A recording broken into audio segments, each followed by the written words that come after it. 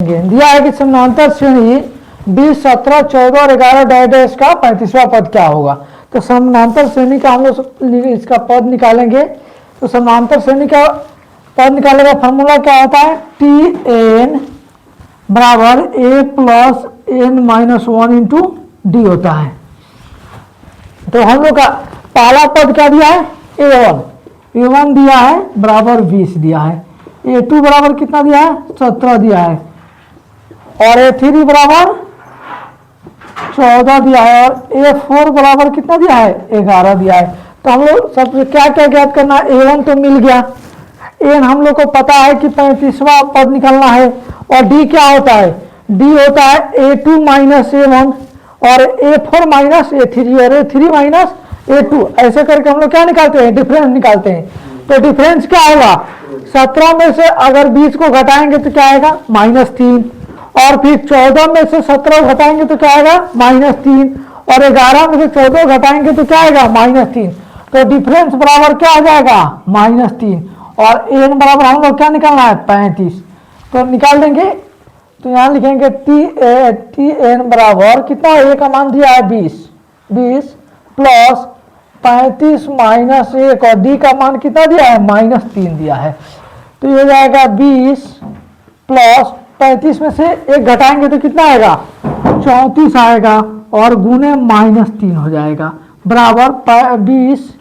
Plus, और इसको गुना करेंगे तो कितना आ जाएगा -12 की 2 हो जाएगा, तितरी का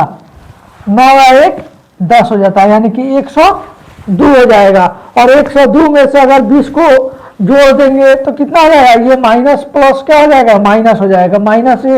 102, और 102 में से 20 को घटाएंगे तो क्या आ जाएगा -82 82 आ जाएगा, यानी कि 82 आ जाएगा, यानी कि हम लोग का 35वां पद क्या आ जाएगा -82 हो जाएगा। तो हम लोग इसका आंसर निकल गया। अब अगला क्वेश्चन क्या है, ये भी समांतर श्रेणी का दिया है। समांतर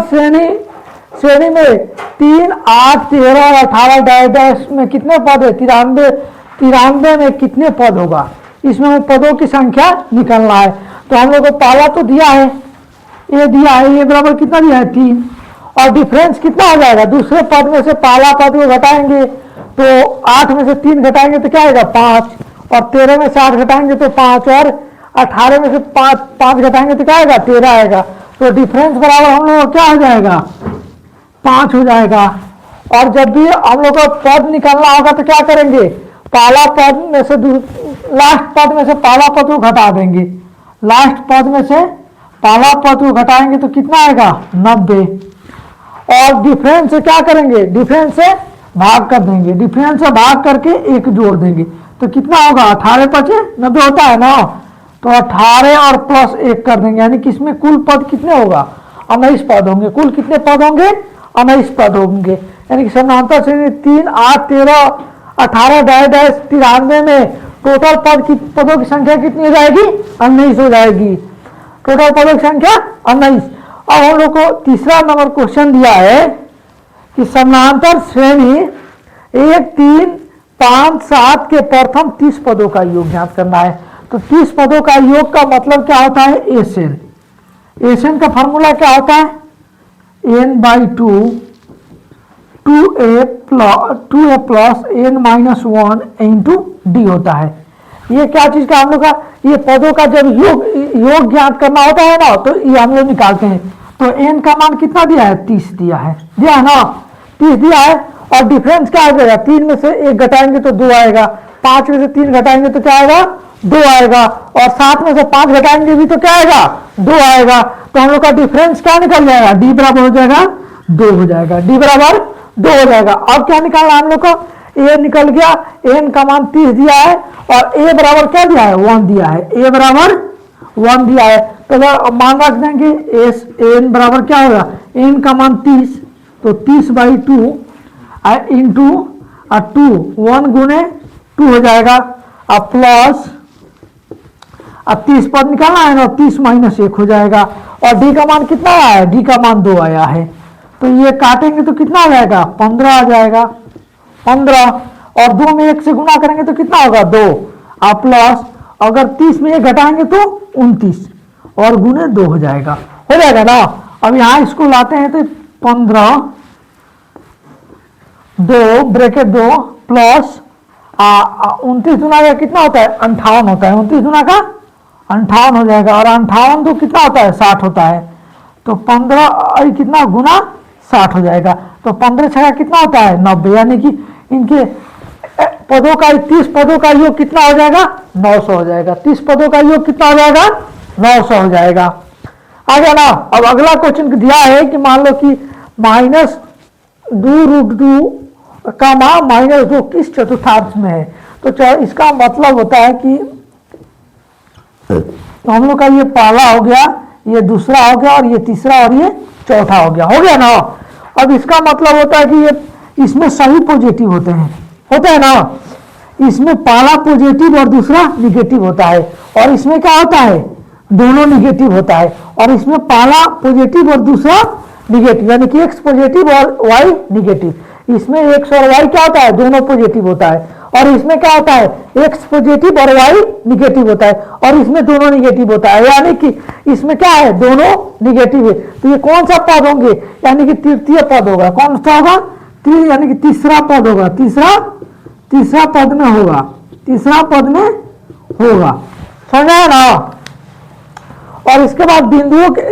1 और -3 एवं 4 और -6 के बीच की दूरी निकालना होगा। तो दूरी कैसे निकालते हैं, हम लोग जानते हैं ना, दूरी ऐसे निकलता है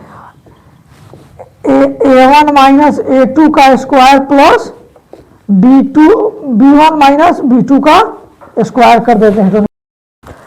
तो इसका दूरी होता है a1 - a2 का स्क्वायर प्लस b1 - b2 का स्क्वायर। तो a1 कितना दिया है √1 दिया है ना, और a2 कितना दिया है -4 का स्क्वायर हो गया, प्लस और b2 कितना दिया है -3, और b1 कितना दिया है -3, और b2 दिया है -6, तो यहाँ माइनस और -6 का स्क्वायर हो जाएगा, हो गया ना। तो बराबर इसको निकालेंगे तो 4 में से 3 को माइनस करेंगे तो माइनस इतना का स्क्वायर हो जाएगा, हो गया ना, प्लस और माइनस प्लस, और 6 में से 3 जाएगा तो क्या होगा 3 का स्क्वायर हो जाएगा, तो तितरी का 9 और तितरी का 9, यानी कि 18 हो जाएगा, 18 हो जाएगा ना। तो इसको जब वर्गमूल निकालेंगे तो क्या होगा 3√2 हो जाएगा, इसकी दूरी क्या हो जाएगी 3√2 हो जाएगा। अगला क्वेश्चन दिया है कि यदि x - 2 px² - x - 6 का एक गुणनखंड हो तो p का मान क्या होगा। तो मान लीजिए x - 2 दिया है ना, तो x का मान क्या हो जाएगा 2 हो जाएगा, x का मान क्या हो जाएगा 2 हो जाएगा ना। अब जहां x से वहां क्या करेंगे 2 रख देंगे, तो p गुने 2 का स्क्वायर -2 गुने 6 बराबर कितना हो जाएगा 2, नहीं यहाँ हो जाएगा 2 गुना का 4p